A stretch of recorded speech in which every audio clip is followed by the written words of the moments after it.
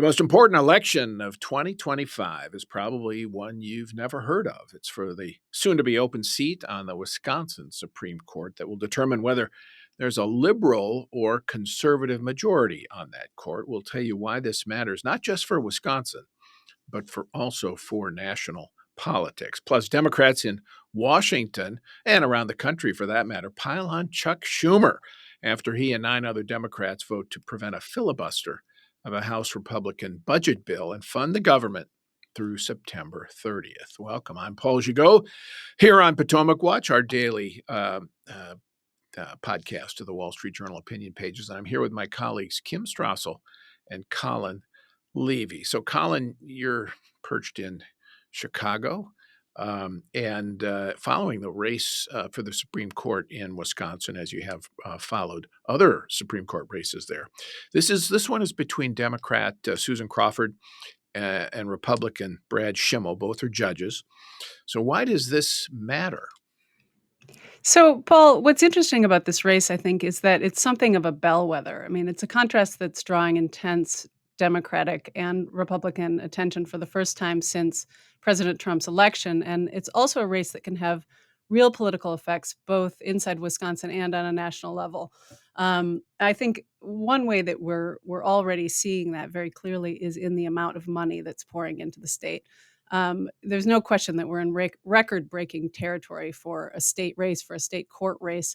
The last Wisconsin Supreme Court race, which elected Justice Janet Protasiewicz, was already a huge spender. And this time we're already over that line. WisPolitics, which is a local outlet, put the projected spending at $59 million through April 1st.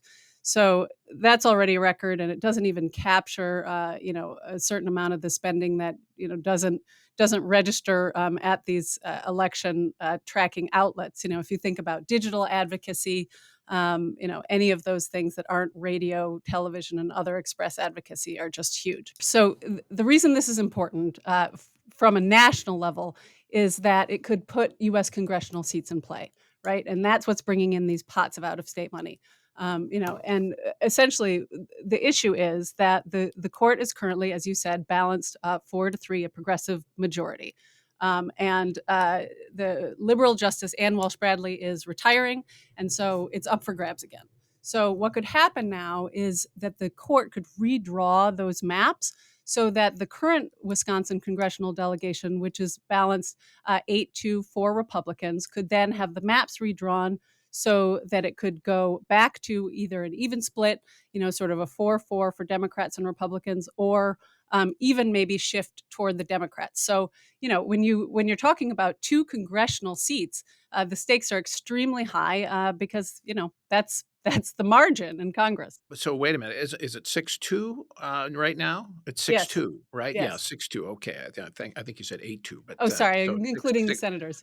So 6-2, and the evidence that this might happen, the change in legislative congressional maps, is that when Janet Protasiewicz was elected and turned the majority in the liberal direction 4-3, Kim, the state legislative maps were then overturned by the court, and Protasiewicz had weighed in on that, and almost immediately after the majority was turned, there was a lawsuit filed to try to tee up the change in the state legislative maps. She obliged with an opinion. And there are all kinds of other things that are teed up here. There's the school voucher plan that has been very successful in Wisconsin, but that could be up for grabs. It's already been once endorsed by the Supreme Court. But even more important, Act 10, which is the law that passed in 2011 when Scott Walker was governor, that restricted collective bargaining for public workers. Kim, tell us about that. Yeah, there's so much up for grab here, Paul. And just to go back to that 2023 race when Janet Protasiewicz ran, there was a lot of money, as Colin noted, that went into that race. And also she was just overt about what she was going to do. It really was a flip from what you normally see in these races, which are technically nonpartisan. But she threw out all the roadblocks. She said that those maps were rigged. She goes, I won't tell you how I'd vote on any individual case, but let me just let you know that those maps are rigged, and they would be overturned. So she was signaling to everyone exactly what she was going to do. And we're seeing some of that now being teed up in this race. Act 10 was this incredibly important piece of legislation that Scott Walker managed to get through after an enormous fight. Some people might remember people flooding into the Wisconsin Capitol. There were uh, protests over it. But what it did is essentially barred the ability of public sector unions to collectively bargain. And we have seen a number of other states follow in the wake of that. It has become a new reform priority for conservatives across the country. Wisconsin was one of the first. It has saved the state a great deal of money, but it is still detested by unions and the progressive left. And I would note that Crawford, who is the liberal county judge here running for the seat, she used to be a union attorney, and an attorney for Planned Parenthood. She has spoken openly about what she would do if she were put onto the court. So those are just a few of the things that are up. And as you mentioned, the other thing coming up is there's a number of abortion laws that are going to be heard in front of the court. There's still this question of an 1849 abortion law that's on the books in Wisconsin, but also the question of whether or not the Wisconsin state constitution protects the right to an abortion. And those are cases that are also in the mix. Colin, let's listen to excerpts from the debate between the two judges last week, and you get a flavor for the fact that they're debating not just what their positions are likely to be on court cases, which of course they can't say in advance, but they're debating who's backing whom. Let's listen first to Crawford and then to Schimmel. Let me ask you about George Soros. Do you embrace his endorsement and his spending on your campaign? I have had generous contributions that have gone to the Democratic Party of Wisconsin. The Democratic Party of Wisconsin has endorsed me and supported my candidacy. But let's talk about Elon Musk. He has now spent over $10 million on my opponent's race. He has basically taken over Brad Schimmel's campaign. He's got paid canvassers who are knocking on doors, handing out flyers that say, support the Trump agenda. Put Brad Schimmel on the Wisconsin Supreme Court. I have no control over whatever any outside group does. I will enforce the law. I will apply the law the way the legislature has written it. If President Trump or anyone defies Wisconsin law and I end up with a case in front of me, I'll hold them accountable as I would anybody.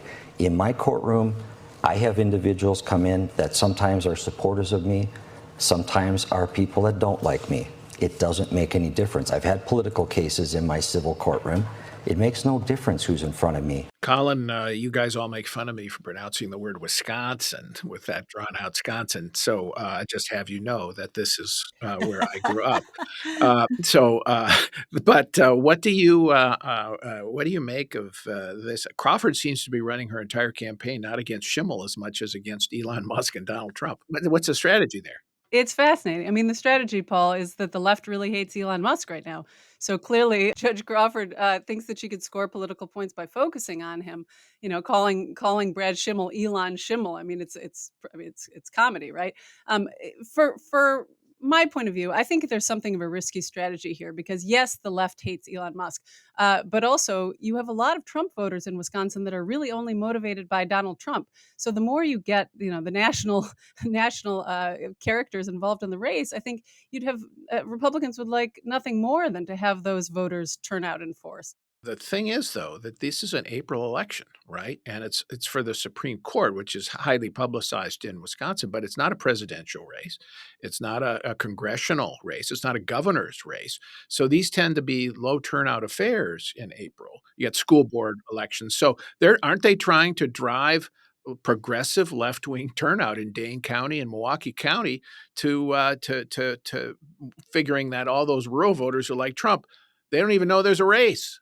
Of course, that's exactly what they're doing. They're trying to drive the low propensity voters among progressives. What I'm saying, though, too, is there are also low propensity Republican voters out there, and most of those low propensity Republican voters are also motivated by Donald Trump. So I think it's a pretty risky strategy that Judge Crawford is pushing here. Trying to turn the race right into the main camp for those voters as well. What is Schimmel running on, Colin? So this is one thing that's kind of interesting, Paul, and that's not getting a lot of attention outside of Wisconsin. A lot of this is really being run on crime. Wisconsin voters actually say that crime and public safety is one of their um, main concerns. So in addition to as you and Kim were discussing, Act 10. And voter ID and these other issues that voters are very tuned into. There's also the concern that public safety will be changed by the Wisconsin court, and so a lot of the campaign ads that you're actually seeing in Wisconsin are focusing on Judge Crawford's record as a judge, being very soft on crime, letting off some convicted criminals. Actually, honestly, whose issues were so horrific that I'm not really comfortable talking about them here. But so there are these local issues that are going to motivate voters as well. And Kim, this is looks like it's going to be a close run thing. The polls, such as they have been, have had the race tied at 47% and only 5% of the voters undecided. That, I think, reflects just how closely divided the state of Wisconsin is on left-right grounds, as we've seen in almost all statewide elections in the state the last decade. This is going to be a test for both sides because both sides are essentially engaging in another trial run to set the mold for other elections this year. Look, later this year, we're going to have elections in Virginia and New Jersey. Both sides are trying to figure out what might resonate with voters in the aftermath of November and now that Donald Trump is in office. So, as you were just noting, Democrats are trying to nationalize this, make it about Elon Musk and federal government cutting. But the right, for their part, and Elon Musk, I think this is to Colin's point, they're more than happy with that. They're out there running ads saying, yes, let's make this all about how much you like Donald Trump. Come on out, low propensity voters. So they are doing a second run at something that was very successful to them in November, which was this Musk Charlie Kirk effort to go out and identify people that don't vote in every election and get them to the polls. A tougher thing to do in a special election. And I think that's the risk for both sides. We will see how it turns out, but I think this could be very close. I personally don't necessarily think that those top line issues will necessarily say a lot because there's a lot of local issues going into this, but expect both sides, whoever wins, to crow that they're winning on the national front. So when you say the big issues, you mean the The nationalization of it? national Yeah. questions, I'm not really sure in the end that this race for this court, which by the way has a lot of history and a lot of drama in and of itself, and as we just mentioned, a lot of local issues. I don't think that the outcome of this race is necessarily going to be a referendum on how Donald Trump is doing in office so far. But you can expect both sides to suggest that is the outcome, whichever wins. But that's the bet that Democrats seem to be making in this race, which is an interesting political bet.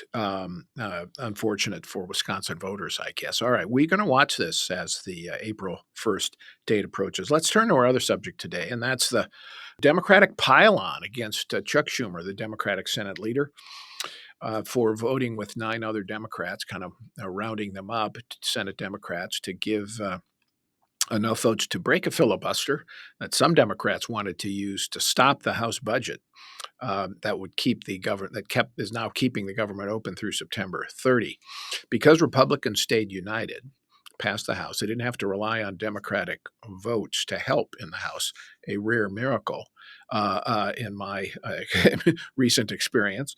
And that put the pressure on Schumer to have to decide, well, if we filibuster this, then our fingerprints are all over shutting down the government.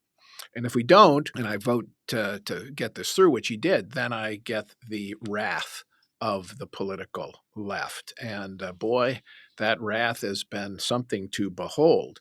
We wrote this morning it was Chuck Schumer's finest hour because he didn't fall for the the tactic that the Democratic left wanted, which is to basically say, yes, we're shutting down the government because we want to shut down Elon Musk. Never mind that they would take the political hit for that. Kim, what do you make of this intra-Democratic feud? Yeah, Chuck Schumer was looking out for the best interests of their party. The unfortunate thing is they do not recognize that, and that sums up everything that is a problem for the Democratic Party right now. He did not have a single card to hold the minute the House Republicans passed that legislation. And as you note, had they proceeded to shut down, it would have not just stomped all over their own message. Here they have been out for the past 6 weeks saying the worst thing that has ever happened is Donald Trump cutting all these federal workers' jobs. He's being so meany to federal workers. And then they were going to take responsibility for putting them all on furlough and putting them out of work. It also would have been an opportunity for Donald Trump to change his subject, right?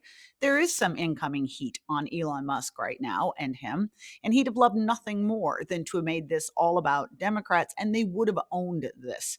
So, Chuck Schumer, if I was going to fault him for one thing, it was actually allowing Democrats for 3 days to suggest they might go down the shutdown path, only in the end to shut that down because it raised progressive hopes that they were going to get this fight, only to be even more disappointed when it didn't happen.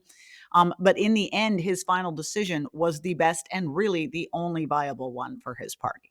Alexandria Ocasio-Cortez, the progressive firebrand from Queens, attacked Schumer, Collins, saying that this was a betrayal. Of course, she's potentially a primary candidate against Chuck Schumer in 2028, though that's a long way off. But a lot of other groups have said, really attacking Schumer. There's a group called Indivisible, which an activist group, which said he should resign. I guess that was a fundraising effort by Indivisible. But Chris Murphy, the Connecticut senator, saying he won't challenge Schumer for leader, but he wants Schumer to change tactics. The problem they have is, I mean, they can use the filibuster, Democrats can, to stop certain kinds of legislation, but you can't tell your base that you have more power than you really do, because when you persuade them that somehow you can stop Elon Musk with this stuff, you can stop Donald Trump, other than through court suits. The only thing you do is you gin up your base, and they turn out and they hate you for it. If you can't do what you've kind of intimated that you can do, as Kim suggested Schumer was initially talking about. So this all reminds me of what happened to Mitch McConnell when he was a Republican leader when Democrats were president. And McConnell, of course, is the consummate realist politically. And yet a lot of Republicans wanted to say, Mitch, you got to stop Barack Obama. You got to get him to sign the repeal of Obamacare, and we'll shut down the government until Obama does that. And of course, he was never going to do it. No, I mean, I think that's right. Look, there's a time for principle. There's a time for pragmatism. I think the fact that these long knives have come out for Chuck Schumer, Indivisible, coming out, and bragging about exactly the percentage of the base, 82% who would, get Schumer out of there, and talking about AOC as well.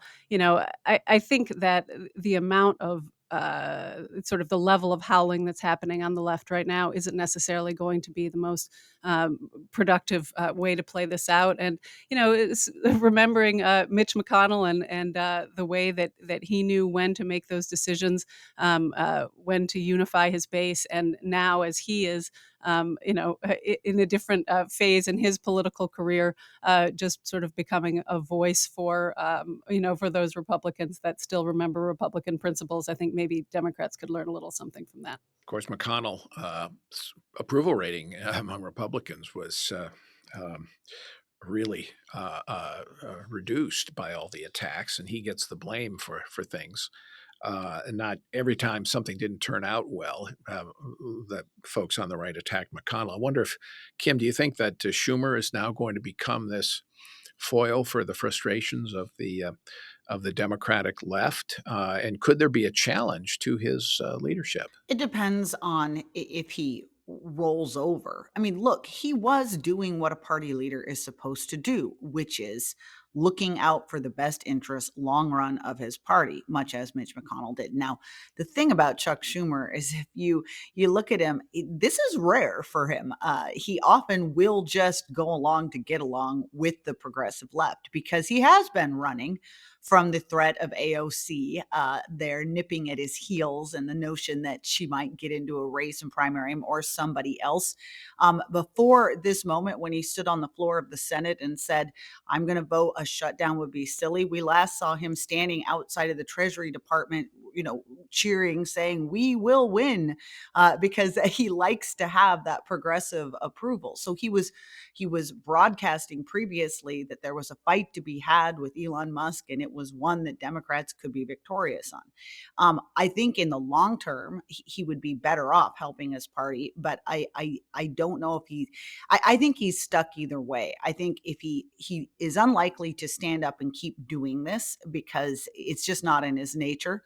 On the other hand, I don't think that anything he does is going to be viewed as militant enough for today's ascendant progressive wing of the party, and he probably will be challenged at some point. We shall see. I mean, the fundamental reality for Democrats is that they just don't have the votes. So if Republicans stand together, they'll be able to pass a reconciliation budget bill for fiscal 2026, and that will cause even more consternation on the left. But Schumer can't do anything about that because that can pass the Senate with only 51 votes, according to Senate rules. You get a lot of legislation done that way. All right. Thank you, Kim. Thank you, Colin. And thank you all for listening. I just want to alert our listeners that you can now also be our viewers by catching the podcast on YouTube in video. So you can catch that. And we sure hope you do watch and listen, one or the other or both. Thank you all for joining us on Potomac Watch. And we're here every day. Thanks for listening, watching.